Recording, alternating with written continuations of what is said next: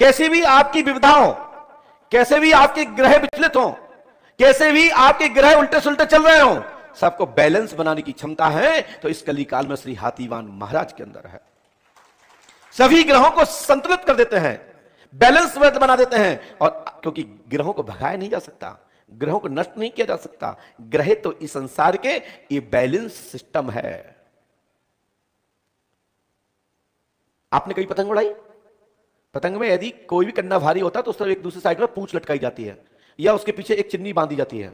ऐसी ग्रह मानव जीवन के बैलेंस के वह पार्ट्स है। जब आपके जीवन में, जब परमात्मा से आप दूर होते हैं, जब आप धर्म कर्म से दूर होते हैं, जब आपके अंदर अहंकार होता है, वहीं पर एक बैलेंस का पल्ला आपकी कट हो जाता है, दूसरी ओर भारी हो जाता है और आप लड़खड़ाने लगते हैं, परेशान होने लगते हैं। कहते हैं कि छूते थे मिट्टी हो जाता था सोना, अब छूते हैं सोना हो जाती है मिट्टी।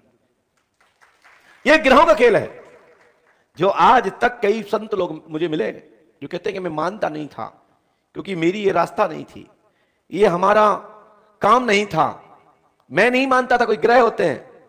लेकिन वो भी कहते हैं कि कुछ तो होते हैं कि मौका पड़ा तो कई बार मुझे भी मैदान छोड़ के भागना पड़ा, मैदान में ही रोना पड़ा, कई बार लगा कि कुछ तो ग्रह होते हैं, कुछ तो ऐसा होता है जो एक दिन सम्मान मिलता है। और जब हम अधिक सम्मान में पहुंचते हैं, अहम अहंकार हो जाता है, घमंड हो जाता है, वहीं पर ग्रह उत्पन्न हो जाते हैं। और जहां ग्रह उत्पन्न होते हैं वहीं से आपका स्थान नीचा होने लगता है। इसलिए ग्रहों को मजबूत रखना है तो आपको पवित्र रहना पड़ेगा, आपको सनातनी बनना पड़ेगा, आपको समय समय पर ज्योतिषाचार, पंडित, गुरु, योगी, संत, मठ, और आज की तरह जगह जगह क्या बोलते, स्टेज बोलते, क्या बोलते हैं, वहां जाकर के सलाह लेना पड़ेगा।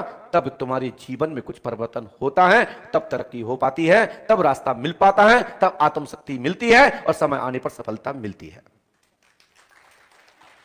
तो श्री पंडों का सरकार त्रिकालदर्शी दरबार में कई लोग यहां आते हैं। मैं पूछना भी चाहता हूं, कई लोग कहते हैं कि महाराज जी कैसे बता देते हैं। अभी एक यहां बच्चा जो बैठा है, उसने कल देखा होगा, आज भी किसी को देखा होगा, अरे महाराज जी के लोग होते होंगे, महाराज जी उनको बुला लेते होंगे, इसलिए महाराज जी नहीं, जैसे कौन बता सकता। उस बच्चे ने चलते क्रम में 1100 रुपए की पर्ची कटवाई है।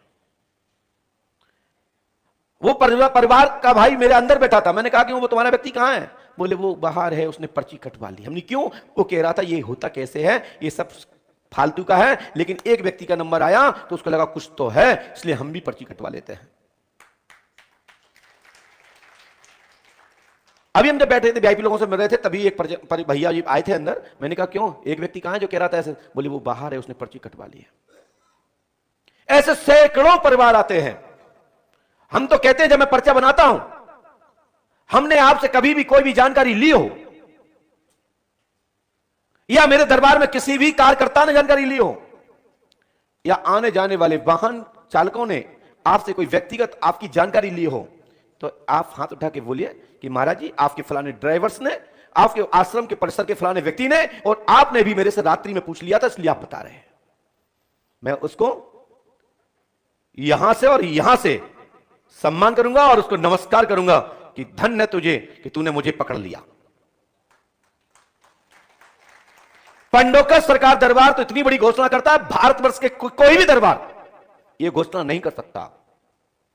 संसार में एक एक गुरु, एक से बढ़ के एक गुरु है, मैं तो कुछ भी नहीं हूं, लेकिन कोई भी दरबार यह नहीं कह सकता कि पंडोकर सरकार का यह सिस्टम है। और यदि वो सिस्टम बता दें या वो शक्ति को बता दें और कैद कर दें तो मैं उसे गुरु बना लूंगा।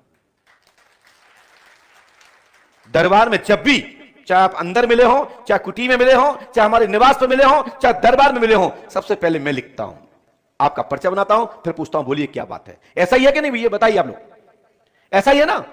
ऐसा ही है तो हाथ हाथ उठा के बोलिए कि हाँ ऐसा ही है ना। ऐसा तो नहीं कि आप लोगों से पूछ लिया हो, ऐसा नहीं आपसे कहिए एक नारियल बांधो, 1 लाख बार ओम नमः शिवाय बोलो, 21 बार आओ, फिर पर्चा बनेगा।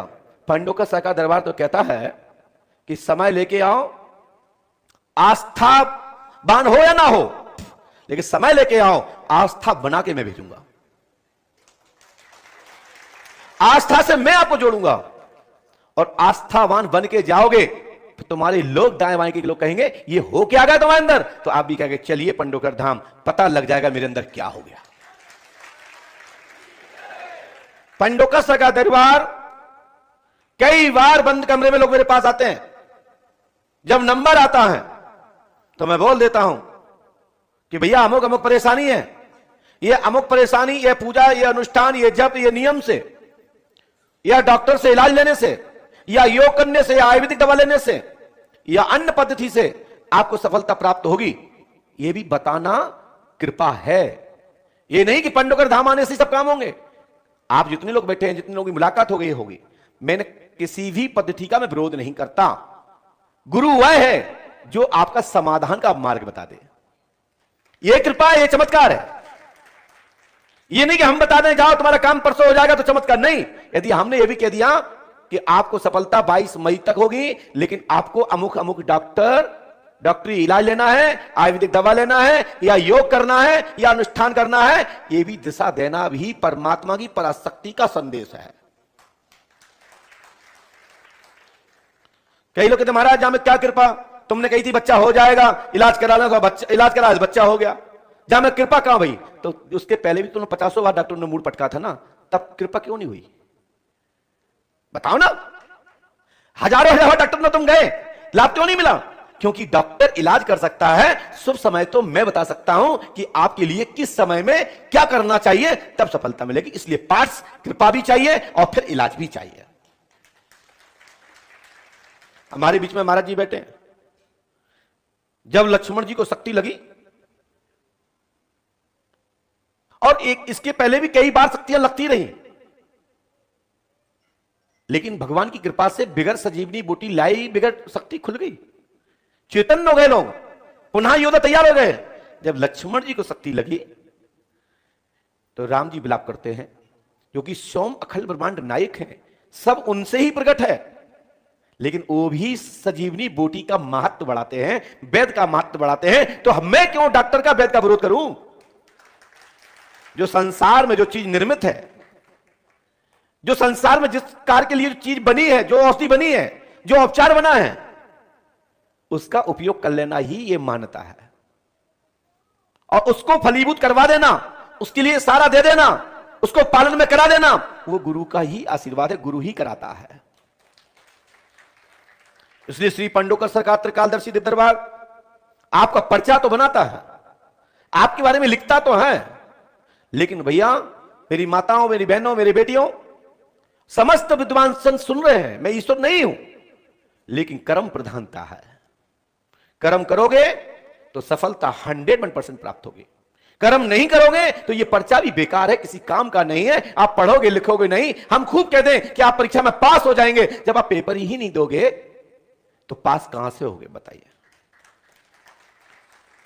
कृपा कब काम करती है? कृपा जब काम करती है, मैं अभी किसी का वीडियो देख रहा था, मैं नाम नहीं लूंगा, आप ऐसा करना, ऐसा कर देना, तुम परीक्षा में बिगर पढ़ाई किए, बिगर पेपर दिए पास हो जाओगे। मैं गारंटी देता हूं, कोई भी संसार की शक्ति पास नहीं कर सकती। सुबह एक शक्ति काम कर सकती है कि बाईपास कहीं ये चल रहा हो तो हो सकती है, लेकिन जब घोटाला खुलेगा तो जेल भी जाना पड़ेगा। शेष यदि आपको विद्या की दम पर परीक्षा में पास होना है तो पढ़ना पड़ेगा, फिर गुरुओं का, संत का, योगियों का, कथावाचकों का, विद्वानों का, आचार्यों का दी हुई औषधि, दी हुई आपकी जुक्ति, दिया हुआ मंत्र, दिया हुआ टोटका, ऋषियों की कोई विशेष पत्र क्रिया, तंत्र क्रिया, वो तब फलीभूत होगी तब तुमने पढ़ा लिखा होगा और समय पे आपकी बुद्धि विस्मृत होगी। उस दौरान वह मंत्र, वह शक्ति और सदगुरु का आशीर्वाद फलीभूत होगा, आपका माइंड क्लिक होगा और आपको बिसरी हुई विद्या जागृत हो जाएगी और आप परीक्षा में लिखेंगे तो पास हो जाएंगे। यह है तरीका।